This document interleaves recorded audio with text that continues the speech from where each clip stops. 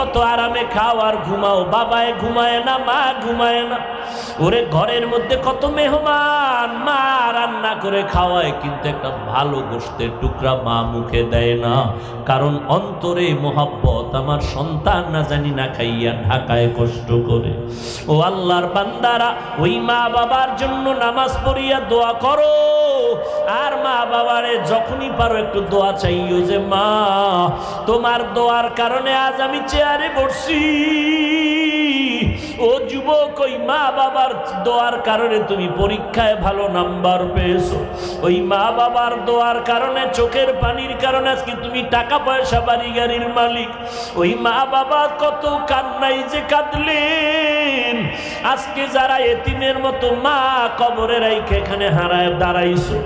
ওই ঈদের নামাজের পরে একটা যুবক কবরের কিনারায় দাঁড়ায় দাঁড়ায় কান্না